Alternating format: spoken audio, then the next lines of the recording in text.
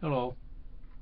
Tonight I want to continue with our scripture reading in the book of Job from the Old Testament, beginning with chapter 2, and maybe there'll be time for chapter 3. Job chapter 2, verse 1. Again there was a day when the sons of God came to present themselves before the Lord, and Satan came also among them to present himself before the Lord. And the Lord said unto Satan, From whence comest thou? And Satan answered the Lord and said, From going to and fro in the earth, and from walking up and down in it. And the Lord said unto Satan, Hast thou considered my servant Job, that there is none like him in the earth, a perfect and an upright man, one that feareth God and escheweth evil? And still he holdeth fast his integrity, although thou movest me against him to destroy him without cause. And Satan answered the Lord and said, Skin for skin, yea, all that a man hath will he give for his life.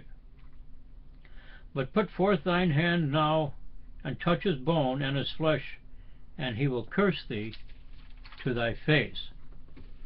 And the Lord said unto Satan, Behold, he is thine, he is in thine hand, but save his life. So went Satan forth from the presence of the Lord, and smote Job with sore boils from the sole of his foot unto his crown. And he took him a potsherd to scrape himself withal, and he sat down among the ashes. Then said his wife unto him, Dost thou still retain thine integrity? Curse God and die.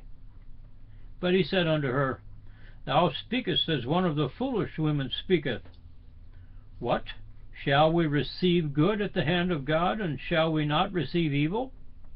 In all this did not Job sin with his lips. Excuse me.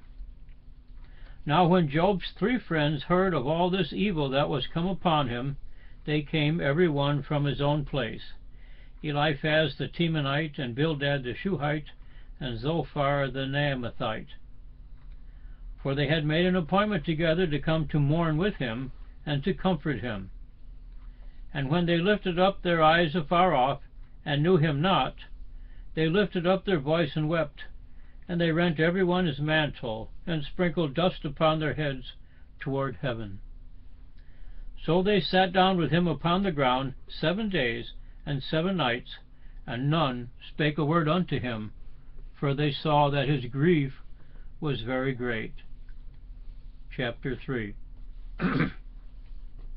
After this opened Job his mouth and cursed his day. And Job spake and said, Let the day perish wherein I was born, and the night in which it was said, There is a man-child conceived. Let that day be darkness. Let not God regard it from above, neither let the light shine upon it.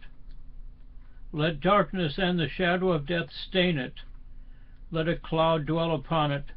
Let the blackness of the day terrify it. As for that night, let darkness seize upon it. Let it not be joined unto the days of the year. Let it not come into the number of the months.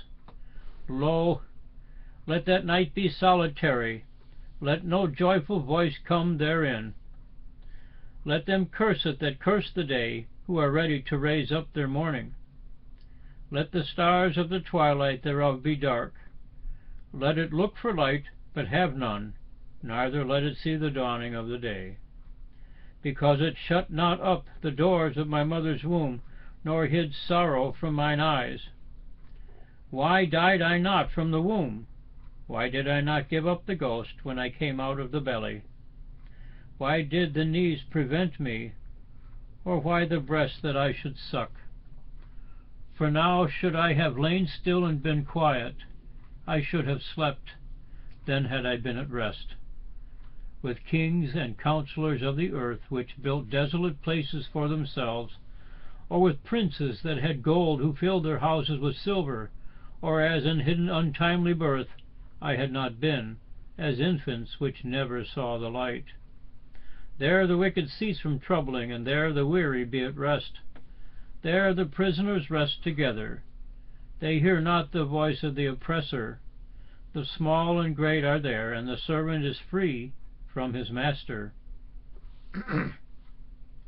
Wherefore is light given to him that is in misery, and life unto the bitter in soul, which long for death, but it cometh not, and dig for it more than for hid treasures, which rejoice exceedingly and are glad when they can find the grave?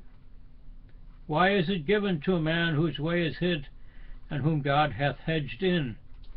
For my sighing cometh before I eat, and my roarings are poured out like the waters. For the thing which I greatly feared is come upon me, and that which I was afraid of is come unto me. I was not in safety, neither had I rest, neither was I quiet, yet trouble came. Praise the word of the Lord.